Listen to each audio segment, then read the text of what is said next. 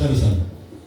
እነዚህ መንፈሳዊ የጦር መከላከያዎችን በተመለከተ ሶስት ነገሮችን መረዳት አለብን ብያለሁ። አንደኛ እነዚህ መንፈሳዊ ውጊያዎች የጦር መሳሪያዎች የኛ ሳይሆኑ የእግዚአብሔር ናቸው።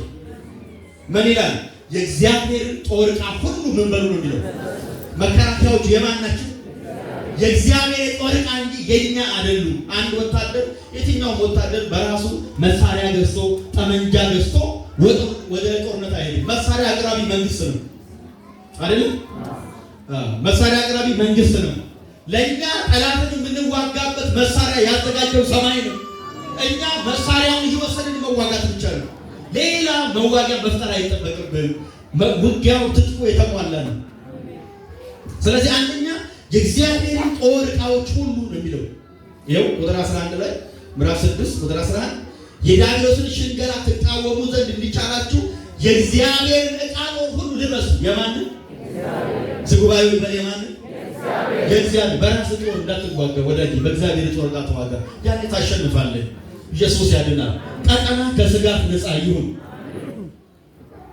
አንደኛ የእግዚአብሔር ናቸው። ሁለተኛ ከተዘረዘሩት ግማሹን ሳይሆን ሁሉንም ነው የምንወስደው ብለናል።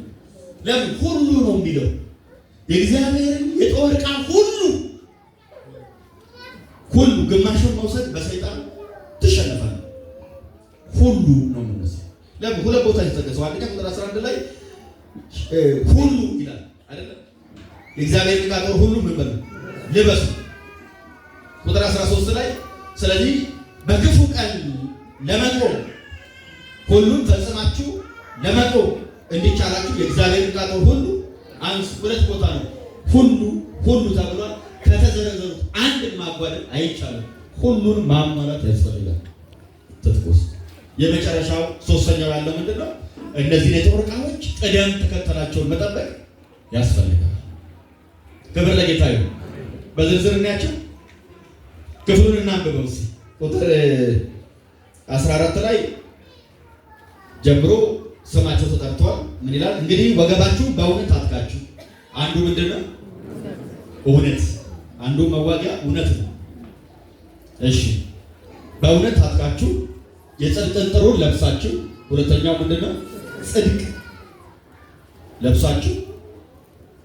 እሺ፣ በሰላም ወንጌል በመዘጋጀት እግሮቻችሁ ተጫምተው ቆሙ። ሶስተኛው ምንድነው? ሰላም።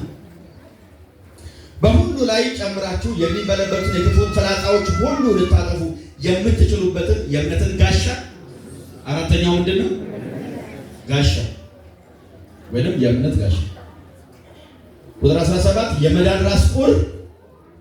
ይሄ ስንተኛ? አምስተኛ ነው። አምስተኛው ምንድነው? የመዳን ራስ ቁር ወይንም መዳን ማለት ነው። የመንፈስንም ሰይፍ ያዙ። ስለዚህ ስድስተኛው ምንድነው? የመንፈስ ሰይፍ፣ እሱም የእግዚአብሔር ቃል ነው። እነዚህ ስድስቶች ናቸው። እነዚህ ስድስቶቹ ላይ መጨመርም መቀነስም በጠላት መሸነፍ ነው። አንድ ሰው ከነዚህ ላይ አንዱን ቢያጓድል ባጓደለው መልኩ ሰይጣን ይዋጋዋል። መጨመርም መቀነስም አይቻልም። ለማየት እንዲያመችን እናስቀድም። አንደኛው ምን ተብለናል? የእውነት ነው አይደለም? ቁጥራሳት እንግዲህ ወገባችሁ በእውነት ነው ብላችሁ ልብስ ሲጀምር የጀመረው ጻፊው ቀበቶ ከመታ ነው። ሰው ሙሉ ልብስ ለብሶ ቀበቶ አሁን የፊታችሁ ቆምጬ ቀበቶ ባላስ እንደዚህ ይሄ ነው ማለት ነው አይደል? መሮጥ ይቻላል? ሰው ልብስ ለብሶ ቀበቶ መሮጥ ይችላል? አይቻልም። ጠላት ከፊት እየመጣ ቀበቶ ከሌለ ምን ትላለህ? ሱሪ ይወልቃል። ከዛ ሱሪን እስክትሰበስብ ይይዛል። ስለዚህ እውነት በሉ ባካችሁ። እውነት የሌለው ክርስቲያን በጠላት መፈራገጥም መንከባለልም አይጠበቅም። እውነት ካለ መጀመሪያ እነዚህን ማሟላት ማለት አሁን አርማችሁ እንድትሰሙ ነው። ሰይጣንን ቃል እያወጡ መቃወም አይቻልም ማለት ነው አይደለም? መቃወም በጸሎቶቻችሁ ሁሉ ሰይጣንን መገሰጽ መቃወም እሱን አይደለም እያልኩ ያለሁት። ይሄ አንዱ ሰይጣንን የምንዋጋበት መልኩ ነው። እሱን እንደ አንድ ዘርፍ ያዙልኝና እኔ አሁን እዚህ ላይ ያሉትን ነገሮች ግን ሰው ከነዚህ ከተዘረዘሩት አንዱን አጓድሎ ሰይጣን ስራ ይፍረስ ቢል ሰው ሰውየው አያፈርስም። ለምን? እዚህ ጋር የሆነ ጥፋት ተጥቶ ምርኮኛ ሆኖ እነዚህ ነገሮች ማሟላት ከዛ በኋላ በሰይጣን ደንደስ ላይ ለመቆም አቅም ይሰጣል። እግዚአብሔር ይርዳል። ስለዚህ አሁን ምንድነው እውነት ያስፈልጋል። ወገባችሁን በእውነት ታጥቃችሁ፣ ቀበቶ ማለት ነው መታጠቂያ ማለት ነው። ዝናር ማለት ወታደር ቦምብም ይሁን ሁሉ ነገርና ያደርግና በምን ያስራል? ጠላት ሲመጣ እየመዘዘ። ስለዚህ መታጠቂያ ነው። ታጥቅ በለው ከጎን ያለው ሰው በእውነት ታጥቅ በለው። እውነት ያስፈልጋል። እውነት የጣለ ክርስቲያን በጦርነት ሜዳ ተሸንፏል። ወዳጆቼ እውነትን ከጣልን ተሸንፈናል። እውነት ያስፈልጋል። እውነት ክብር ለኢየሱስ ይሁን። ስለዚህ አለባበስን በዚህ መልኩ ሐዋርያው ጸሐፊ ምናልባት ይሄንን አስተማሪዎች ምንድነው ጳውሎስ ይሄን በጻፈበት ጊዜ እስር ቤት ነበር። ምናልባት እፊቱ ያለውን አንድ ጦረኛ እያሰበ መታጠቂያ ራስ ቁር እያለ ነው የሚጽፈው። ቀደም እንደተባለው ይሄ ኳስ ሜዳ አይደለም አይደል? መንፈሳዊ ዓለም የውጊያ ዓለም ነው። ስለዚህ ለዛ ግን ምን ያስፈልጋል? ትጥቅ። ሰይጣን ባለፈው ብለናል፣ ራቁታችንን ማድረግ ካቃተው መንፈሳዊ ውጊያ ላይ የማይጠቅሙ ዕቃዎችን ይሰጠናል። በጦር በታንክ ለሚመጣው በቆመ ጠብቀን ይሆናል አይሆንም። መሳሪያ ይዞ ለመጣበት ሰው በከዘራ አናተን ነው ማለት ነው ይላል። አንድም ሰይጣን ከዘራ ይሰጠናል። ጠላታችን ተጣጥቆ እየመጣ ለኛ ከዘራ ይሰጠናል። ጌታ ይርዳን። እውነት እጅግ ያስፈልጋል። ሰይጣን ወደ ሔዋን መጥቶ ውሸት ነው ይዘት አይደል? ውሸት ሔዋን በምን ወደደች? በውሸት። ሰይጣን ያላትን አምና ውሸት። ክብር ለኢየሱስ ይሁን። የሰይጣን ስራ እኛ በእግዚአብሔር እውነት ላይ እንድንጠራጠር ማድረግ ነው። በእግዚአብሔር እውነት ላይ እንድንጠራጠር ያደርጋል። እመን ወዳጅ፣ እውነት ያስፈልጋል። በእግዚአብሔር እውነት ላይ አትጠራጠር። በእግዚአብሔር እውነት ላይ አታስ መጽሐፍ ሰይጣን የሚዋጋን በመክሰስ ነው ይላል። ራዕይ ምዕራፍ 13 ላይ የወንድሞች ምን ተብሎ ከሳሽ በመክሰስ ነው የሚዋጋ።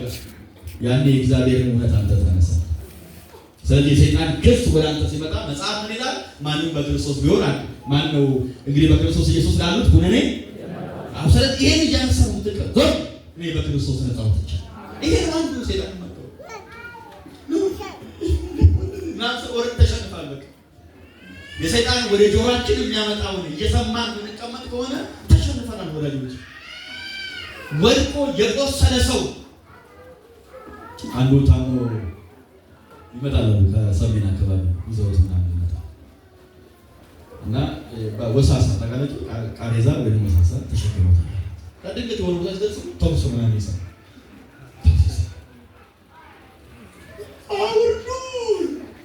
አውርዱ የተሸከሙትን ሰዎች ከዛ ያወርዱታል። ተኝቷል ቦታ አሁን ከተሸነፍክ በኋላ ሰው በእነዚህ ነገሮች ወድቀው አሁን እኛ እንደሳቀው እሱ። ስለዚህ እውነትን አንሱ። የወደቀ ሰው ጠላትን ማሸነፍ አይችልም። ቁም፣ ተነሳ፣ ተቃማና ቁም። ኢየሱስ ያድናል። ዘራፍ ትላለህ በሰይጣን መንግስት። ዘራፍ እኔ የኢየሱስ ባሪያ ትላለህ። ከዛ ዘራፍ እኔ የኢየሱስ ልጅ ግዛቴንና መንግስቴን ልትነካ አትችልም ትላለህ። ኢየሱስ ያድናል። ስትታጠቅ ነው። ኢየሱስ ጌታ ነው። የታጠቀ ሰው ኢየሱስ ያድናል። ሃሌሉያ። ከመስመር እንዳልወጣ መንፈስ ከመጣ ጊዜ ይገሽ ማለቴ ትምህርት ወሰላሰበ ሰዓት እንዳያልቅብኝ እግዚአብሔር ይባል። አሜን ናችሁ? ስለዚህ ሰይጣን እውነታችንን ነው የሚቃወመው። የመጀመሪያው እውነትን መጠበቅ። ሁለተኛው ምን ይላል? እሺ ቁጥር 14 ላይ እንግዲህ ወገባችሁ በእውነት ታጥቃችሁ ከዛ የጽድቅንም ምን ጥሩ ታውቃላችሁ። ጥሩ ከዚህ እስከ ጉልበት ድረስ የሚያደርጉትን ቦታ ደረት መሸፈኛ፣ እዚህ ድረስ ያለው የሰውነት አካላችን መሸፈኛ ነው። ጥሩ እሱ መጽሐፍ ምን እያለ ጽድቅ እዚህ ጋር በጣም ወሳኝ የሆኑ የሰውነት ክፍል ልብ አለ አይደል? ሰው ልቡ ከተመታ ህይወት አለ። ሰይጣን ልብ ላይ ያነጣጥራል። አንተ በጽድቅ ጥሩ ትሸፍናለህ። ኢየሱስ ያደረገው በጽድቅ ጥሩ አሜን ነው ወይ? ኢየሱስ ጌታ ነው። እና ይሄ ከደረት እስከ ጉልበታችን ያለውን ክፍል የሚሸፍን ነው ጥሩ። ጽድቅ ማለት የቃሉት ትክክለኛ መሆን ማለት ነው። በእግዚአብሔር ፊት ትክክል ነው። አሜን። በእግዚአብሔር ፊት ጸድቀናል አይደል? ሰይጣን ጽድቅን ምን ብሎ እንዴት ነው የሚቃወመው? አይናችን ከክርስቶስ ላይ አንስተን ራሳችን ላይ እንድናተኩር የራሳችን ስራ ላይ የራሳችን ጽድቅ ላይ የኛ የሆነ ነገር ላይ እንድናተኩር ያደርገናል። የኛ ነገር ደግሞ ሰይጣንን ለመዋጋት አቅም የለውም። ቅድም ብለን በጦርነቱ የእግዚአብሔር ጦር ዕቃ ነው የምናነሳው። ኢየሱስ ያደረገው መጽሐፍ ቅዱስ ሁለት ጽድቆች ተገልጠዋል። አንዱ የሰው ጽድቅ አለ። የሰው ጽድቅ በጾም በጸሎት በሥራ እና ሰዎች ይናገር ይሄ እንደዚህ አይነት ሰዎች ናቸው። ዘካርያስ 3 ላይ ኢያሱን እንዳያችሁት አዳፋ ልብስ ለብሶ ነበር ይላል። ጽድቃችን እንደ መርገም ጨርቅ ነው። በእኛ ጽድቅ ሰይጣን ፊት መቆም መከራከር አይቻልም። ስለዚህ ሁለተኛው የጽድቅ አይነት የእግዚአብሔር ጽድቅ ነው። ክብር ለኢየሱስ ይሁን። አሁን ግን በሕግና በነቢያት የተመሰከረለት የእግዚአብሔር ጽድቅ ያለ ተገልጧል። ይህም ኢየሱስ ክርስቶስን በማመን የሚገኘው የእግዚአብሔር ጽድቅ ነው ተብሏል። ስለዚህ እንደ ጸደቅን ማሰብ እንደ ጸደቅን ማመን በዚህ ጽድቅ መመለስ። አንዳንዶቻችን መጸለይ ለምንድን ነው የሚያደርገው? መተን ስንበረከክ ሰይጣን ይከሳል። ምን ብሎ አሁን አንተ እዚህ ቦታ ልትገኝ ይገባ ነበር፣ እያቸውንስ እንዴት እንደሚያማምሩ ሲጸልዩ አድረው እንዴት ይወራል ብሎ ይከሳል። ጽድቅህን እንድትጠራጠር ያደርጋ። ያኔ እኔ በክርስቶስ የጸደቅኩ ሰው ነኝ። ይሄ አንዱ ሰይጣን መቃወም ጸድቄያለሁ በፍጹም ሂድ። ክብር ለኢየሱስ። ጽድቃችንን እንድንጠራጠር እየተወረወረ እየመጣ ራሳችንን ልባችንን ይወገዋል ሰይጣን። ልባችንን ላይ ያነጣጥራል፣ ስራው ይፈርስ።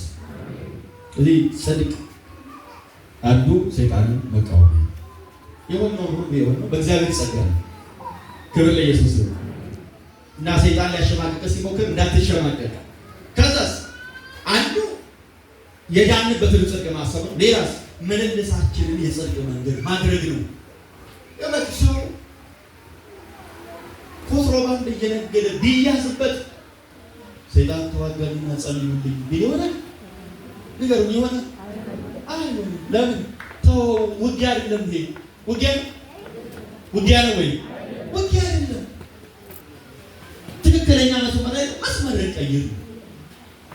በሰፈር እየረበሸ በአካባቢ እየረበሸ እግዚአብሔርን በማያከብር የህይወት ስርዓት ውስጥ እየኖረ ሰው መጥቶ ስራ አፈርሳለሁ በጌታ በኢየሱስ ቤት አይሆንም። ወዳጆች አይሆንም።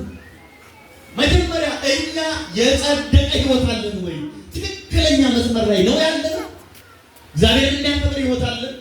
ቅድስናችን የተጠበቀ ነው? ይህንን ማሰብ ነው። በዚህ ከተሸነፍ በሌላው ተሸንፈሃል። ክብር ለኢየሱስ ይሁን። ያ ምናወራው መጽሐፍ ቅዱስ አይደል? ክብር ለጌታ ይሁን። ነፃ የሚያወጣ እውነት ነው ወንጌል። ስለዚህ ሰው እነዚህ ነገሮች አጓሎ መጥቶ ቢጸልይ ሰይጣንን ቢቃወም አይሆንም። ቀደም እንዳሉ የወደቀ ሰው እንደማለት ነው። ሶስተኛው ሰላም ነው።